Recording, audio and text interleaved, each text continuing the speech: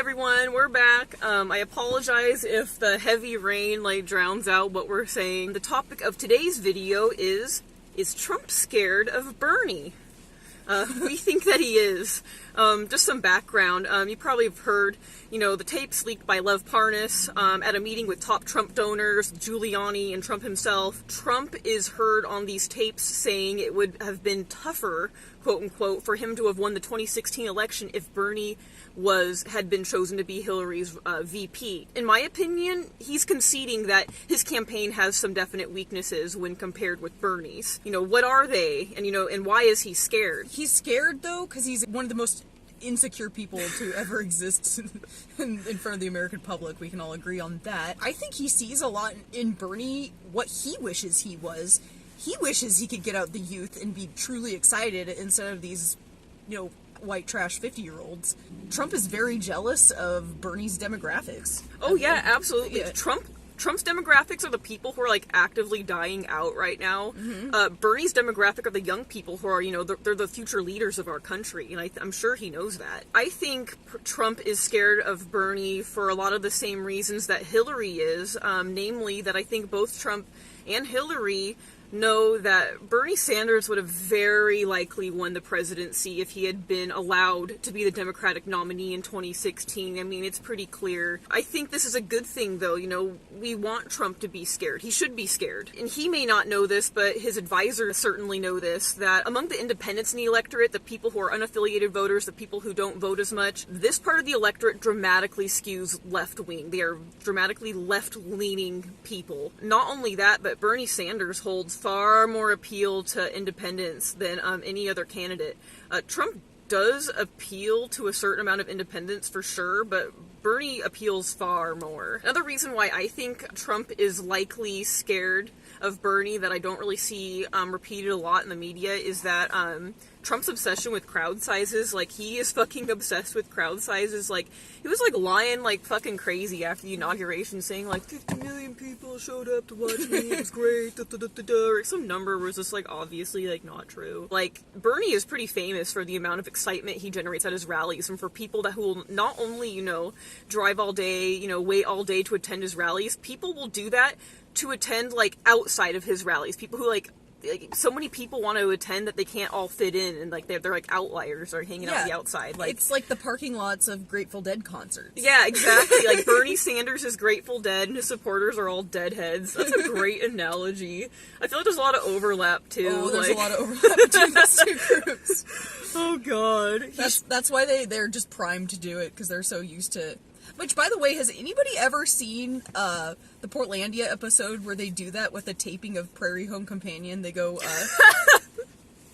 they go tailgate in the parking lot for hours beforehand. That was an awesome episode. I recommend everyone watch it. Dude, we need to make some bootleg Bernie merch where it's crossover Grateful Dead, the steal your face, but it has the Bernie hair and the glasses or some shit. So yeah, Trump's he's total small penis energy, really obsessed with crowd sizes, and Bernie's got the BDE and brings the crazy crowd sizes, so I think Trump is threatened as fuck. I think these are good things. I think, for the reasons we discussed, Trump is clearly mentally and literally shitting his pants about Bernie, gaining as much ground as he has. It's good and it's encouraging and all, but we don't get heartened and don't get too comfortable. We have to be wary. If Trump is that scared of Bernie, bet your fucking ass that Democratic Party elites and Republican Party elites are also fucking scared of Bernie. I honestly think elite Democrats, party elites within the Democratic Party, have a vested interest in Trump winning the re-election. I think. Oh, of course. I think they would. I would even bet that they would rather have Trump win re-election than a more moderate compromise candidate like Warren.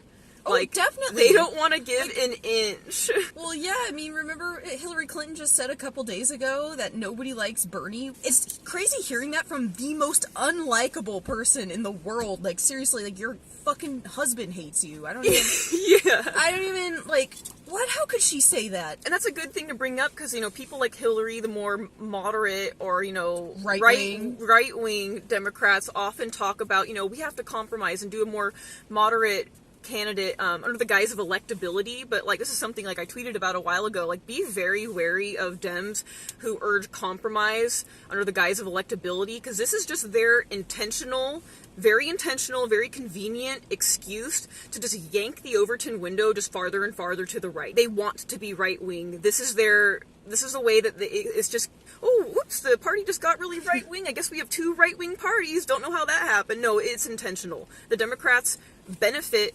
The Democrats like right-wing policies for the same reason right-wingers like right-wing policies, because they stand to benefit financially. Mm-hmm. So don't be fooled whenever you hear establishment Democrats saying shit like, oh, well, worrying about electability, we like Bernie, but is he electable? I'd say if he has the record number of individual donations of any presidential candidate ever in U.S. history, yeah, I'd say he's pretty fucking electable. We have some election predictions for the 2020 election. One prediction is Trump is going to be fucking president again, whether or not they cheat to get that way. I mean, likely.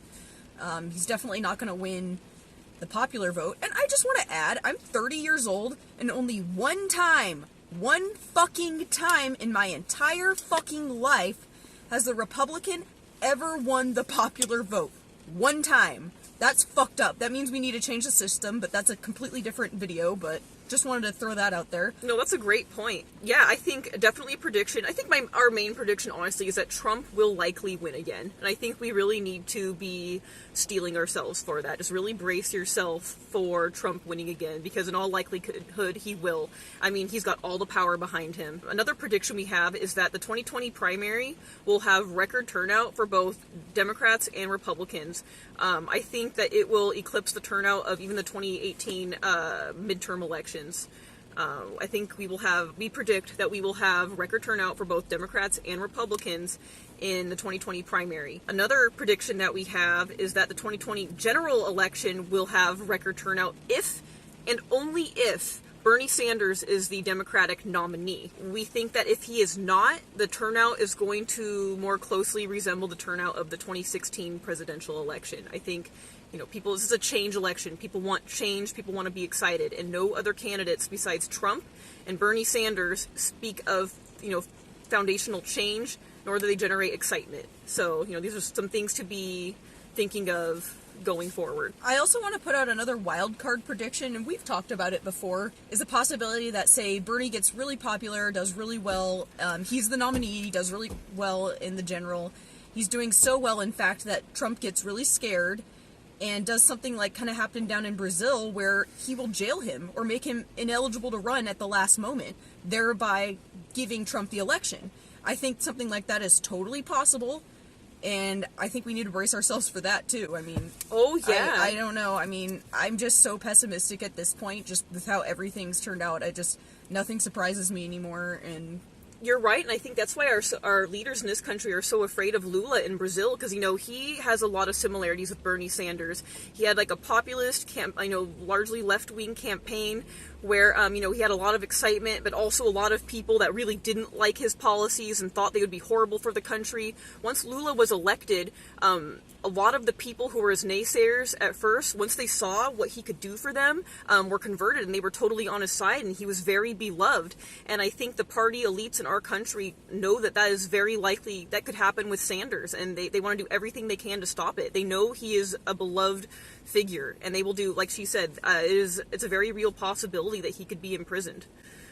So, do what you can, fight for him, knock on those doors, campaign, we gotta take our country back. I mean, it's time. Thanks for watching. See you later.